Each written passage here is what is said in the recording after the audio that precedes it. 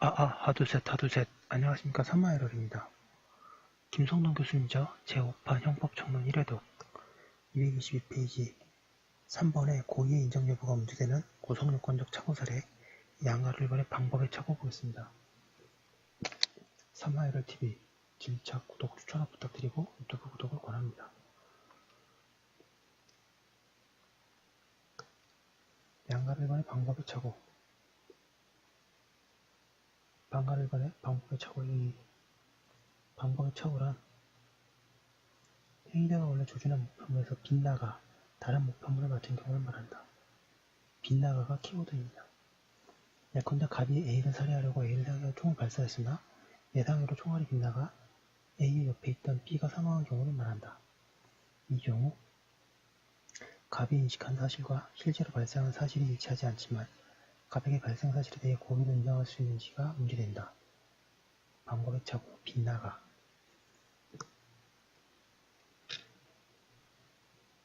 방가를 이번에 해결 방법.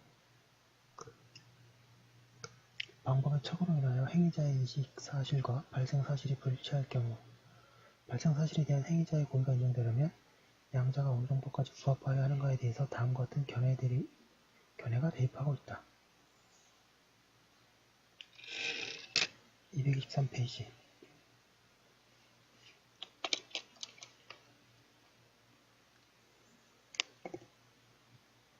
양가로 맞자 이번에 구체적 부합설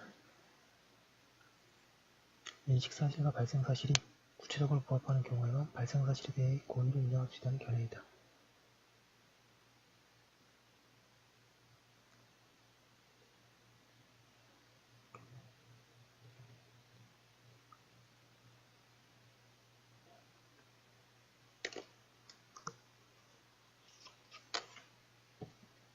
이에 따르면 방법의 착오로 인해 행위자가 인식한 사실과 실제 발생한 사실이 동일하지 않은 경우에는 구체적으로 부합하지 않는다고 하여 실제 발생 사실에 대한 행위자의 고의가 인정할 수 없게 된다.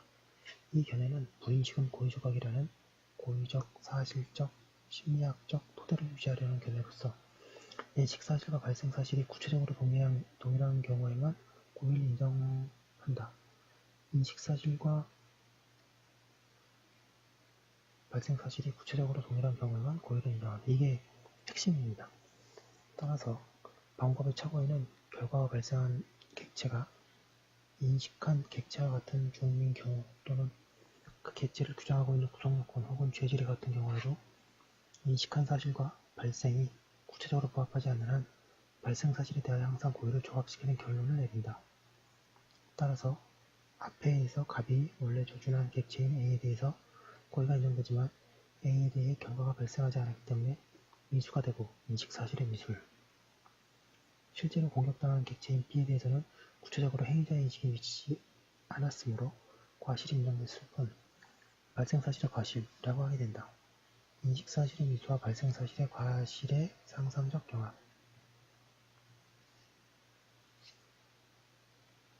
양가로마제거의 법정적 부합설. 인식사실과 발생사실이 구체적으로 부합할 것까지는 없고 발생한 사실과 인식한 사실이 규정되어 있는 법, 즉 법정적으로 부합하기만 하면 발생사실에 대한 고의를 인정할 수 있다는 견해이다.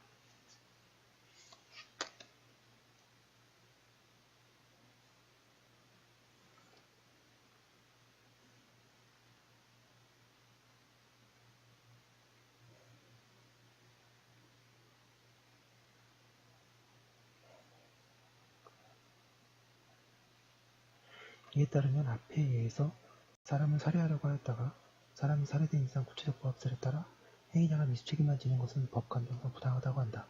사람이 죽었는데 미수다. 이게 좀 받아들이기 힘들죠. 일반적으로. 이 때문에 법정적 부합설에서는 행위자가 어떤 대상을 목표로 두고 행위를 하였는데 실제로 그 대상은 아니지만 법적으로는 동일하게 평가되는 다른 대상에 대해 그 결과가 발생한 경우라면 그 발생된 결과에 대해서도 행위자의 고의 미수를 인정해야 한다고 한다.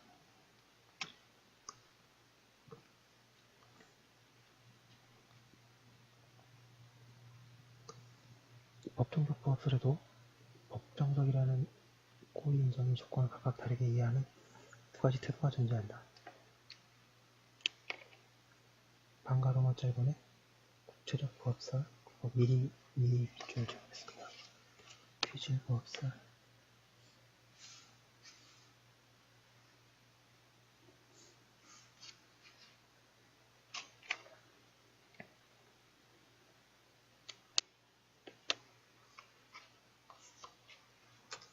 구성요건적 부합설, 행위자가 인식한 결과와 실제로 발생한 결과가 구성요건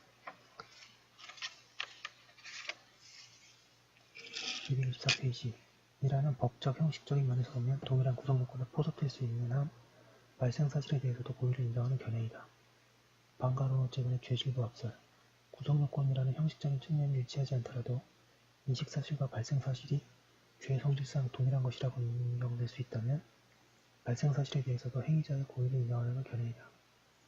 이 견해에서 죄의 성질, 즉 죄질이 동일하다고 하기 위해서는 위한 조건은 피해 법익이 같고 행위 태양이 같거나 유사하다고 하여야 한다고 한다.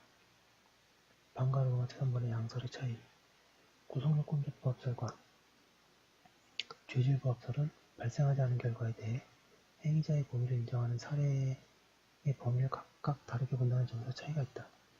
예컨대 인식설이 가중 구성요건 사실, 자신의 아버지를 살해한다는 의사를 가지고 있었지만 기본 구성요건적 사실이 발생, 옆에 있던 아버지의 친구가 사망한 경우, 죄질 부합설에 의하면 인식사실과 발생사실이 죄질이 동일하므로 발생사실에 대한 고의 기수가 된다고 한다. 하지만 구성요건적 부합설에 의하면 양자는 구성요건이 일치하지 않으므로 행위자의 인식사실에 대해서는 고의가 인정되지만 미수가 되고 발생사실에 대해서는 과실이 인정되어야 할 것이다. 방가로마 제3번의 추상적 부합설, 인식한 사실과 발생한 사실이 추상적으로 부합하는 한도 내에서 행위자의 고의 기수를 폭넓게 인정하려는 견해이다. 이 견해는 구체적 부합설의 고의 인정의 조건은 물론이고 법정적 부합설의 고의 인정 조건까지도 모두 포함하면서 인식사실과 발생사실이 형법상의 범죄인 이상 양자가 추상적으로 부합한다고 한다. 그러나 이 견해에서도 경한죄의 고의로 중한죄를 발생시키면 발생한 중한죄의 고의를 인정하지 않고 인식사실의 고의 기수와 발생사실의 과실이 상상적 경합을 인정해야 한다고 한다. 이 경우에는 과실범을 지나치게 경하게 처벌하고 상해죄와 성계죄의 미수를 처벌하지 않았던 일본 형법의 불합리성을 구제하기 위해 범죄적 의사가 외부로 징표되기만 하면 범죄가 인정되는 것이라는 주관주의 형법 이론에서 주장되었다.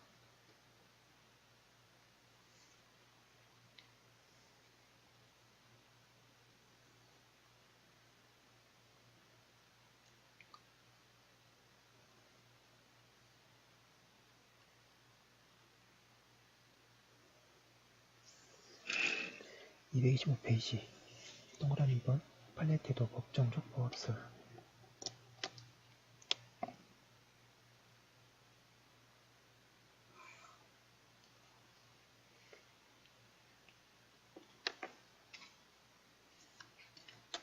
대법원은 갑이 하사 A를 살해할 목적으로 총탄을 발사했는데 갑이 발사한 총탄이 이를 제지하려고 갑 앞에 끼어들어 병장 B에게 명중되어 B가 사망한 사건에 대해서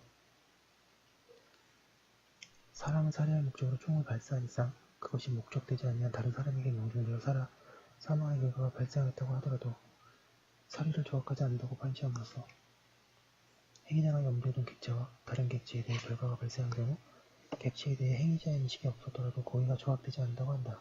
이는 기본적으로 법정적 부합설의 결론이라고 할 수 있지만 구체적으로 구성요건적 부합설인지 교질 부합설의 입장인지는 알 수가 없다.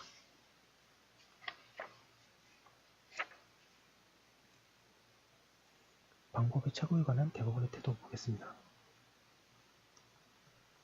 대법원은 동그라미 1번에 피고인이 형수를 향해 사리를 갖고 소나무 몽둥이를 양쪽에 집어들고 힘껏 부딪혀서 형수를 쓰러뜨린 후 피를 흘리며 마당에 쓰러진 형수와 형수의 등에 엎인 조카 남일세의 머리 부분을 다시 몽둥이로 내리쳐 조카를 현장에서 사망하게 한 사건에서 타격에 차고 있는 경우랄지라도 행위자의 살인의 범위 성립에 방해가 되지 않는다고 하여 조카에 대한 살인죄를 인정하고 있고, 동그라미 2번에 갑이 을등 3명과 싸우다가 힘이 딸리자 식칼을 가지고 이들 3명을 상대로 휘두르다가 이를 말리면서 식칼을 빼앗으려던 피해자 병에게 상해를 입혔다면 갑에게 상해의 범위가 인정되며 상해를 입은 사람이 목적한 사람이 아닌 다른 사람이라 하여 과실치산죄에 해당한다고 할 수 없다고 하는데 이 두 경우에는 방법의 착오 문제로 볼 수도 있지만 피고인이 조카의 사망에 대해 즉 1의 경우에 피해자 을의 상해에 대해 즉 2의 경우에 미필적 고의를 인정함으로써 고의를 인정하였다고도 볼 수 있다. 대법원은 동그라미 3번에 피고인이 공소 외의과 동인의 죄를 살해할 의사로서 농약 한 포를 숭늉 그릇에 투입하여 공소 외인 가 식당에 놓아둠으로써 그 점을 알지 못한 공소 외인의 장녀가 이를 마시게 하는 동안 사망케 하였다면 피고인이 공소 외인의 장녀를 살해한 의사가 없었다 하더라도 피고인은 사람을 살해할 의사로서 이와 같은 행위를 하였고 그 행위에 의하여 살해라는 결과가 발생한 이상 피고인의 행위와 살해라는 결과의 사이에는 인과관계가 없다 할 것이므로 공소외인의 장녀에 대하여 살인죄가 성립한다고 함으로써 결론 부분을 인과관계의 문제로 맺고 있는 문제점이 있지만 이 사례는 명백히 방법의 착오 사례에 관하여 법정적 부합설의 태도를 취한 것으로 보인다. 동그라미 3번 결론 법정적 부합설의 문제점 방가로 로마자 1번 죄질 부합설에서 말하는 죄질의 내용이 분명하지 않으며 죄질이 부합한다는 226페이지 것과 죄가 부합한다는 것 사이에 차이가 없으므로 죄질 부합설은 구성요건적 부합설보다 오히려 추상적 부합설이 유사하다고 한다. 방가 로마자 2번 죄질을 범죄의 성질 내지 특질을 의미하는 것이라고 하더라도 그것은 보는 시각에 따라 다를 수 있으므로 고의의 인정 여부가 가변적이 된다. 방가 로마자 3번에 의도되지 않은 행위 객체에 대한 살인의 고의를 인정하는 태도 역시 일반인은 법관정에 반할 수 없고 법 해석의 기본 원리를 벗어나는 것까지 고의 기수의 인정 범위를 확대하게 되면 형법의 보장적 기능을 저해할 수 있다. 방가 로마자 4번 행위자가 원래 A의 사망을 인식 의혹하였으나 의외로 B의 사망에 대해 A에게도 일정한 결과가 발생한 경우 이를 병발사례라고 부른다. 법정적 부합설은 A에 대해 애초의 고의를 B에게 적용시켜 B에 대한 고의 기수 책임을 인정하고 동시에 A에게 발생한 결과에 대해서도 다시 고의를 인정할 수 있는지에 대해서 일관된 설명을 하고 있지 못하다. 방가 로마자 5번에 구체적인 고의가 아니라 일반적인 고의를 인정하고 더 나아가 인식하지 못한 사실에 대해 행위자의 고의를 의지하고 있다는 비판을 면할 수 있다. 방가 로마자 5번에 구체적 부합설의 타당성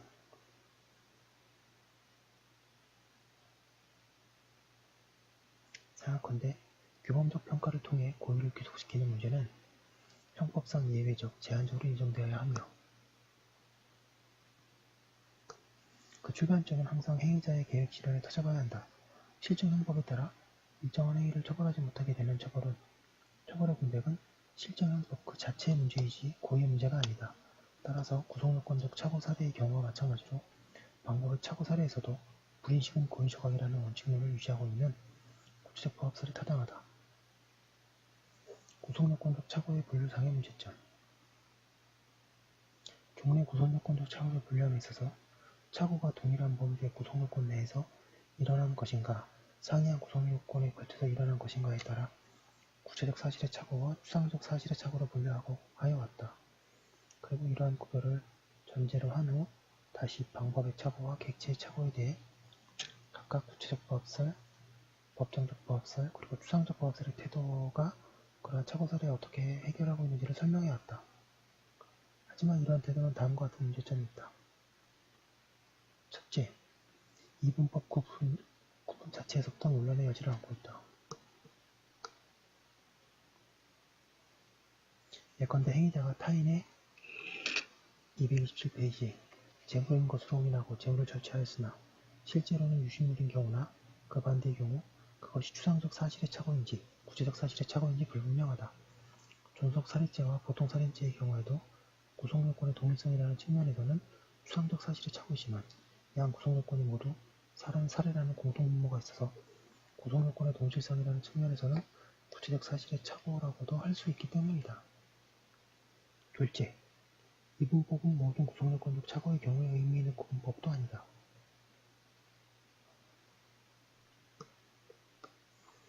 왜냐하면 행위자의 착오가 형의 가중, 감경 사유에 관한 기본 구속요건과 파생 구속요건의 관계에 있는 사실에 대한 착오인 경우에는 형식적으로 보면 추상적, 구체적 사실의 착오 여부가 문제될 수 있는 경우로 보이지만 그러한 착오의 경우에는 구속요건적 착오를 해결하기 위한 학설, 법정적 부합설, 구체적 부합설, 추상적 부합설에 적용하기에 앞서 형법 제15조 제1항에 직접 적용돼야 할 경우이기 때문이다. 셋째, 이분법은 방법의 착오나 객체의 착오 사례를 해결하기 위해서도 반드시 구분의 실익이 있는 의미 있는 구분인지도 의문이다. 왜냐하면 법정적 부합설의 입장에서 보면 사실, 인식사실과 발생사실이 법정적, 구속요건의 측면 혹은 죄질의 측면으로 부합하면 발생사실의 고의가 인정되기 때문에 인식사실과 발생사실의 일치 여부가 구체적으로 일치하는지 추상적으로 일치하는지 아무런 상관도 없기 때문이다. 구체적 부합설의 입장에서 보더라도 마찬가지다. 이 입장의 고의 인정의 조건이 인식사실과 발생사실 간의 구체적 부합이기 때문에 이보다 더 넓은 범주인 법정적, 추상적 부합이 없는 논의의 사항이 되기 때문이다. 결론적으로 말해 인식사실과 발생사실의 대상 및 성질에 따라 착오의 종류를 구체적으로 사실의 착오와 추상적 사실의 착오로 분류하는 일은 오늘날 불필요한 중복 절차이므로 객체의 착오 또는 방법의 착오와 같은 착오 사례에 따라 착오의 종류를 유형한 후에 각 학설, 구체적 부합설, 법정적 부합설, 추상적 부합설에 따라 고의 인정 여부를 판단하는 수준을 밟아도 결론상 아무런 차이가 없다고 하고 있습니다. 지금까지 본 게 방법의 착오입니다. 방법의 착오란 행위자가 원래 주준한 목표물을 빗나가 다른 목표물을 맞춘 경우를 말합니다. 그럼 잠깐 쉬었다가 다음 거 보도록 하겠습니다. 네, 잠시만요.